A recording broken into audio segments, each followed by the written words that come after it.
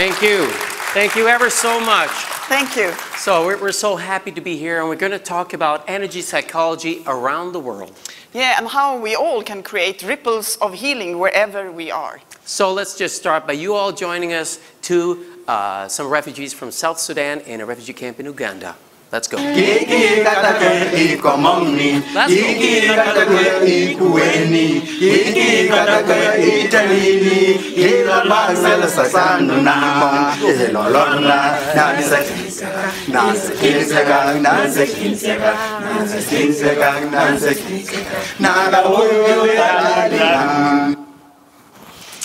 Yeah.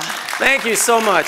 So this is one of the energy psychology songs that have been created in the flow of workshops that we've been doing in different parts of the world. Yeah, a simplified self-havening song. So when we got the title, we were thinking, oh my God, we need to deconstruct this. So we had to ask ourselves 3 questions. What is the world? And what is energy psychology? Yeah, and what's a ripple of healing? So, the world is 7 billion people, and 450 million people are considered mentally ill. Yeah, according to the WHO, and there are 22 million refugees out there and 3,000 suicides a day. So the question is, what can we do? So, in Rwanda, where we work a lot, there is a word called turikumwe. We are all in this together. Yeah. So there's a guy who's all about this, and his Vikram Patel. He's a psychiatrist and he's a professor in global mental health. And he has this Sundar vision. Now, Sundar means attractive in Hindu, but Sundar, in this case, is an acronym and stands for Mental Health for All, by All. So it stands for simplify the language. Yeah, and unpack the treatment. Yeah, and deliver it close to where people are. And make it affordable for those in need. Yeah, and reallocate the professionals to take care of those most in need. So every story has a starting point and a turning point, and the turning points in life is what makes life interesting. And I like the turning point for Gunilla when she found and decided to do this work with energy psychology. Where were you? I was in South Sudan during the war, and I was sitting under a tree interviewing Adut in this picture. She was 12 years at the time. She was telling the story how she actually lost her family during the war. And I was seeing her telling this story. I could see how she was reliving it and how much pain it brought to her. So to my mind came, I need to find something that can help people like her. Yeah. So Gunilla went back to Sweden and she found energy psychology, she found TFT, she looked for studies, and one person she found was one of those early pioneers of ripples of healing and ripples of science, and a pioneer in bringing this to the people who need it the most. And that's Dr. Carl Johnson. Yes, I read this article that was actually the first one that was published in the Journal of Clinical Psychology. Dr. Carl Johnson, and it was from the findings in Kosovo. So when I read that, I thought, wow, this is really the person we need to find. Because he was already an expert of trauma since 25 years. Yeah, treating Vietnam veterans before he went to Kosovo. But he also said after publishing his study, he had some experience. He said, lie about your results. Because nobody will believe them. Because that was his experience. So Gunilla says to Carl, I met so many people in my work as a journalist that are traumatized, that have PTS, and I would like you to join us and see what we can do to help them. So the next flight went to Rwanda. Yeah, 6 months after I had contacted him, we went together to Rwanda. And there, you know, there was this genocide in 1994, and today it's considered that 2 million people out of the 11 million of the population would have post-traumatic stress. So we thought that, wow, we need to find a way to really reach many people. So we started to simplify the TFT into what today is TTT, on the shoulders of TFT. But what it is it has to be simplified so that we can work with large groups, no talk, we can transfer it peer-to-peer, anybody can learn it, and it was actually an evolution that carried over time. But today it is our main modality, it's not the only one, there are so many great modalities, so don't think it's the only one. There are so many, and we'll tell you why we think that. But Carl also had a vision that came to reach our hearts, and that was reach the most vulnerable people in the forgotten places. Yeah, so we got a call to go to Greek islands. In the Greek islands, there are three main wars today. It's South Sudan, Afghanistan, and Syria. 55% of the world refugees come from these three wars. Most of them have to pass from Turkey to the islands of Greece in a little raft made for 10 people, having 80 people on board on it. Just imagine that trip. And you'd think that when we're called there, it's to help the refugees, but it wasn't. No, one morning we were sitting in the cafe in the small harbor, and the owner, Maria, she was saying, you know what? I have realized that these volunteers coming here to help the refugees, they are the most stressed because they keep screaming at the refugees and snatching their babies, thinking that they're going to save the babies, while the mother is still in the raft, have survived this cross over the Mediterranean and seeing her baby disappear and thinking somebody stole my baby when I came to this shore. Yeah, so what we needed was to find out what is the minimum energy psychology intervention that can be of real use here. Besides training the volunteers in how to self-regulate and how they could help people, we asked the refugees who came ashore after kissing the ground, hugging everybody, what was it they really wanted? What was the treatment they needed? And we found out what they really needed was TAS, which is tea and a smile. Because what they needed was somebody who was there on the shore, very calm, and offering a cup of hot tea, because the water that had been swelling over them was super cold. So the calm and the tea, TAS. Body and soul, tea and smile. Minimum intervention. This brought us to question energy psychology. So we're saying, you know, energy psychology starts with a smile with an intent to help somebody that's transferred as an energy, right? But what is it that happens when we're traumatized? We get out of rhythm. So what we need is to get back into rhythm. And to get back into rhythm, you can use... Yeah, you can use dance. We did last night.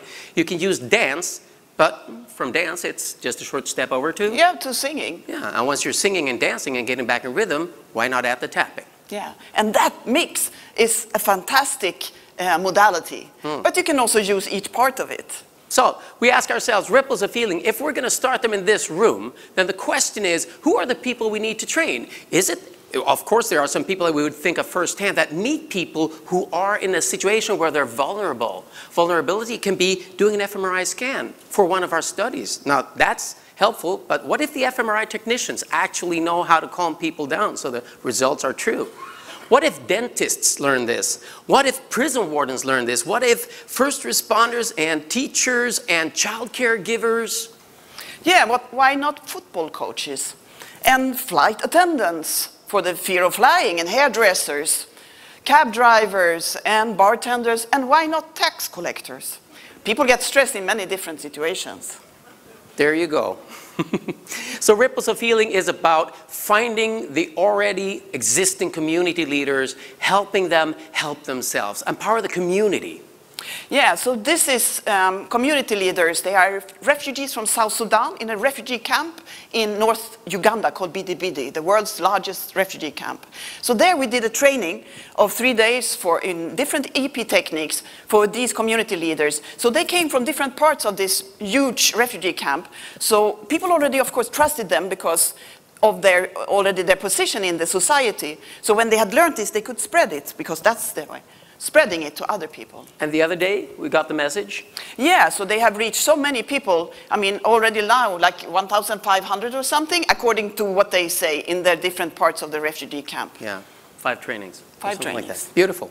So another example of a ripple of healing is Emily Snyder at the ACEP office. She reads the New York Times and she sees an article about Dr. Abu Hilal, a psychiatrist who's a refugee from Syria, working with mostly children and other refugees from Syria, who's working a lot with them, and maybe she thinks they could get some help. So ACEP puts up a fund and pays for our travel so we can go there and train a lot of people in Gaziantep in Turkey next to the border.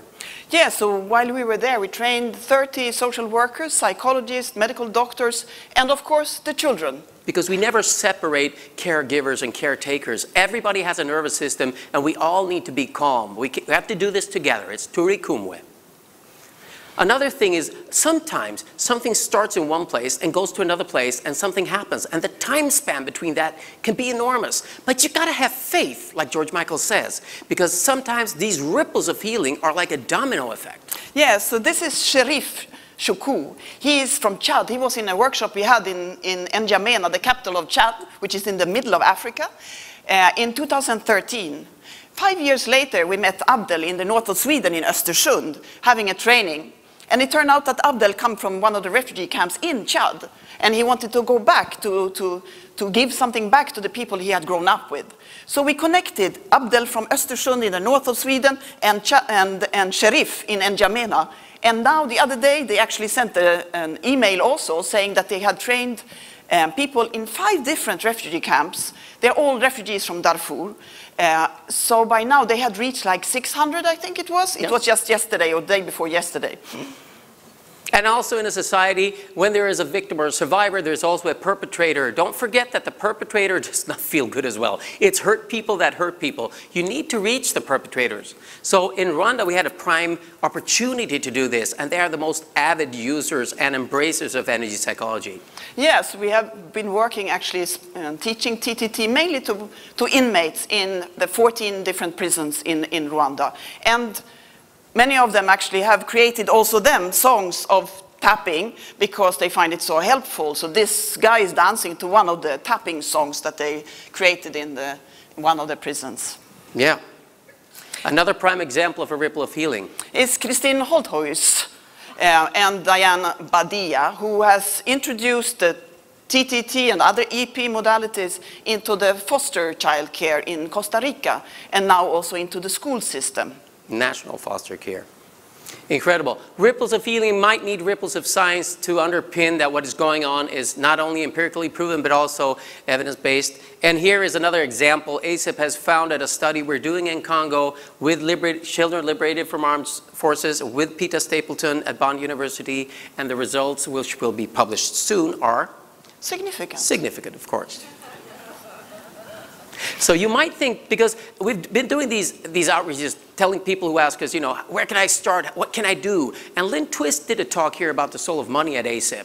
And she said, you come from scarcity or you come from abundance. When you come from scarcity, there's never enough. When you come from abundance, there's always enough. And this guy, Placide Nkubito, he is the example of that. Yeah, I mean, Placide, he is from Rwanda. He actually was born an orphan, you could say, and he survived 2 massacres and lived as a refugee for 10 years. And when we met, he learned this tapping, he healed his inner wounds, and when he felt that he had, you know, opened up to the world again, he said, wow, these tools are so powerful, I need to share them with everybody. And he is really doing that. He is really sharing it wherever he is, even in the marketplace where he sees that one of the vendors is stressed, he would treat them. So he has been doing this all over East Africa, in Tanzania, in Kenya, in Uganda, Rwanda, and in the Eastern Congo.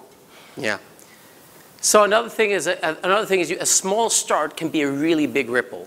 And one of the prime examples of that for me that I really love to share and to hear is when Gunilla met Salim from Afghanistan, who was already working with the widows of the war with a memory box technique where they would put memories into a box of their loved ones and emotions would rise. And then he heard there was a technique to handle those emotions. Yeah, we met after meeting in the UN building at Manhattan in New York. And we were going for a theater, for a play. And he said, oh, you know this, I've heard about this tapping stuff. Can you show it to me?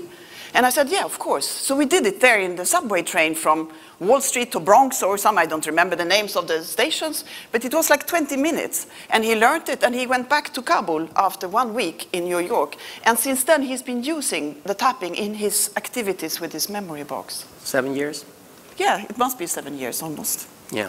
We also say always that healing is possible. Many people think that post-traumatic stress is a chronic disorder, a lifetime verdict. That's not true. We've seen it so many times during these 10 years. So we always say healing is possible. Get that belief into your system. That's a starting point. And if you don't believe it, hear the story of Faida. Yeah, so Faida, she was kidnapped when she was 12 to one of the armed forces in Eastern Congo. She was forced to be a child soldier and a sex slave. When she was released, she said that who am I now? I have been raped and I have learned how to kill. And when she came back to her community, to the house where she lived with her auntie, they said, after some days, they said, can't you send this girl back to those groups? Because she's causing so much trouble. She is screaming at night, she is very aggressive, and she's not good to have here. And then we met, and then she learned again these EP techniques. And after 3 sessions, she came back and she said, this morning I went out of the house, I said, I am reformatted. To the neighbors, I said, I'm no longer the same Faida you met yesterday. Today I'm new, you know, because I have completely changed inside. And since then, even the neighbors call her Muganga, which is the name for a doctor, because they come to her because they saw her change and they thought, wow, then there must be change for others possible also. Yeah. So now she's the happy mother of a 2-year-old, a healthy 2-year-old. Imagine that after going through what she did at 12. So one thing I've really learned from Gunilla is to be true and to return and to regard every person you meet, not as your client, not as somebody you're going to help, as your true friend, possible friend. You might develop the friendship or not, but you're treating a person who is the same as you. So you're true and you return. And that creates what? I mean, creates, of course, very good relationships and friendship and also trust in people, because when you come back, they say, you guys, you are coming back, you know, we are friends. You actually care about us. You don't only come to do your thing. You actually care for us. Yeah. So we're in touch with people after 10 years. We know that whatever is sustainable because we know them. They're our friends and colleagues. So we try to find ways to spread this, and we try to be inventive and innovative, and we know that you can be that even more. So we created a cartoon, a movie with a virtual instruction that you can show on a screen on a wall in a refugee camp, or you can just show it in a school and everybody taps along. Yeah, and we created this, again, without language and also with a cartoon. So it's not gender biased or ethnically biased. It is for anybody, because anybody can relate to this guy. And then we also created an app, and actually since yesterday it is available. Actually, and it's called Self-Help for Trauma. It's on Android, or it's already It's on Android already. It's in the pipeline for iOS, so don't worry. And so it's free, of course. Yeah, it's free. Everything we do is free. It's all Ubuntu. It's all Turikumwe. Take it and run with it. We wrote a book. We had it for sale on Amazon. Then we realized the only way it's going to reach everybody is we give it away for free as a PDF. Download it and spread it. Yeah, so you find it on our website. So we have a proposition. The only way this can change, the only way the world can change is the same way we've known for thousands of years. It starts with the seeds, the children. So the children, we teach them how to handle themselves, to stay out of infections and to keep healthy. So they have hand hygiene, of course, that's natural for all of us, tooth hygiene, but then comes that we know here, emotional hygiene. So our proposition is that if all of you today in here, in this conference, will teach an EP technique to one person a day and ask them to do the same, then we will have reached the whole world of 7 billion people in 24 days. Imagine.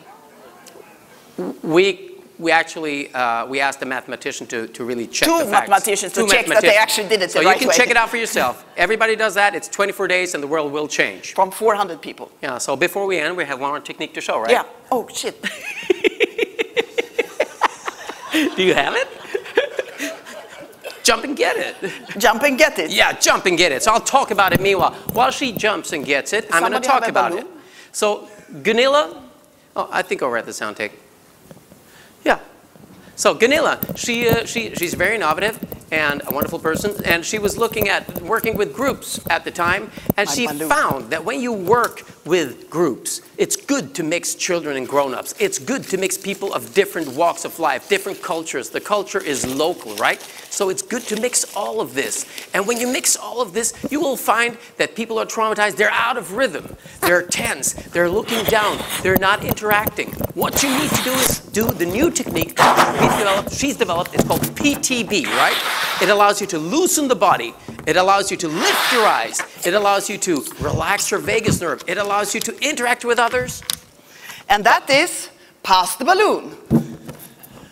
And with the speed of a balloon, nobody can fail. Nobody can fail. And you have to lift your head, and that makes you get out of yourself and out of your sadness. Because looking to the sky brings joy. Yeah, and there we go. So we have one more thing we want you to do and join us with now, and now it's up to you. So please, everybody, we'd like you to stand up. Can you please do that for us? And we'd like you to clap your hands together with us. I'm going to sing a phrase in the beginning. It's on the PowerPoint, and you will sing that as an answer. Together with me. Right? So shout and recall. Here we go. I want to hear all 400. 2 fingers tapping with a simple beat. 2 fingers tapping with a simple beat. One more. 2 fingers tapping with a simple beat. 2 fingers tapping with a simple beat. Over your eyes where your eyebrows meet. 2 fingers tapping with a simple beat. On the side of your eyes where your temple rises. 2 fingers tapping with a simple beat. Now under your eyes where your oxbone rises. 2 fingers tapping with a simple beat. Now under your nose is where the next tap goes. 2 fingers tapping with a simple beat. And on your chin, let the healing begin now. 2 fingers tapping with a simple beat. On your chest, my friend, just like gorillas again. 2 fingers tapping with a simple beat. Now take a deep breath and hold it. Breathe out again. Now take a deep breath and hold it. Breathe out again. Thank y'all. Find calm. Pass it on.